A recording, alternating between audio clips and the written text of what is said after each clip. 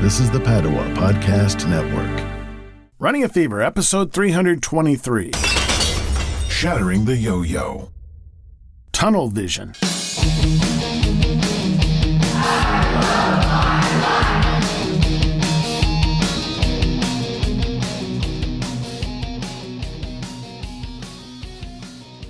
Previously on Running a Fever.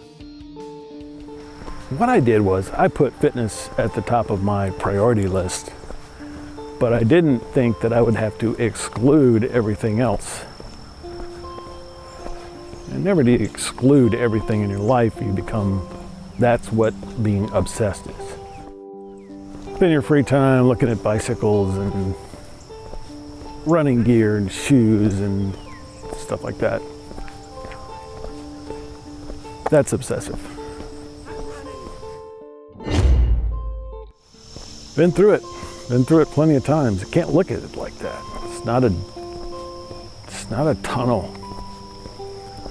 Nothing else around. It's a trail.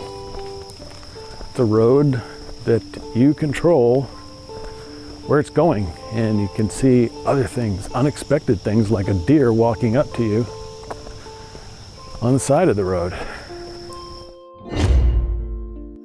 Don't get caught in the tunnel. It'll be very dangerous. There's no way to get out. But you need to get away every now and then and just find something else good to do and be a part of. You love your life, there's got to be something to love, other than what you're obsessed on. Obsession, single-mindedness, tunnel vision. How important is balance to health and longevity? When I say it like that, I think of balance as a kind of scale on which my life activities are weighed, like the scale the blindfolded Lady Justice holds in her hand. In the corporate world, work-life balance is a buzzword these days. It's actually one that I take seriously, at least from that perspective. Physical balance, according to Harvard Health, requires the coordination of several parts of the body: the central nervous system, inner ear, muscles, bones, and joints. But what is balance? It is simply the ability to stay upright. I spent several years in the Navy, and there when we spent long periods of time at sea, we would say we had sea legs, meaning we had adjusted to the constant movement of the ship and could maintain our balance, usually without even thinking about it. We also experienced a similar need to adjust to the non-movement of our foundation when we came ashore. You might call that land legs, when we had to adjust to the lack of movement. Maintaining balance in different environments requires adaptation, the concept we discussed in the last episode. In the middle of 2018, I had made physical fitness a priority, and I was concerned that I might be neglecting other parts of my life. Indeed, from time to time, priorities change, tactically if not strategically. So currently, I am spending a good portion of my nights and weekends training for an upcoming certification test that's important to my career. Once that is done, I hope to make work a lower priority.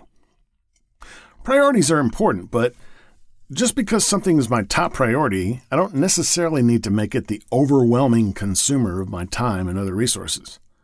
When I have a decision to make, that is when priorities come into play.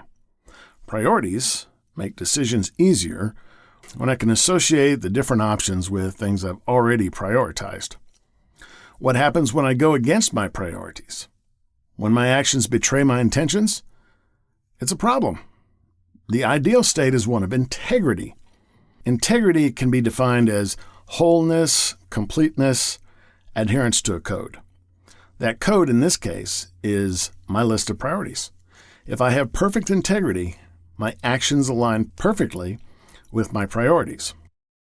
So in addition to achieving balance as opposed to obsession, I seek integrity, that which keeps each priority where it should be. I think both of these concepts work together and, like many things, can only be achieved through practice. My task for myself today, to achieve my goal of living a long, healthy, happy, and active life right up to the very end, is to keep integrity foremost in my mind. Priorities being set, That is what will get me to my goal. So I hope you liked this episode. If you got the fever, keep it. If you don't, catch it. And I will talk to you next time on Running a Fever.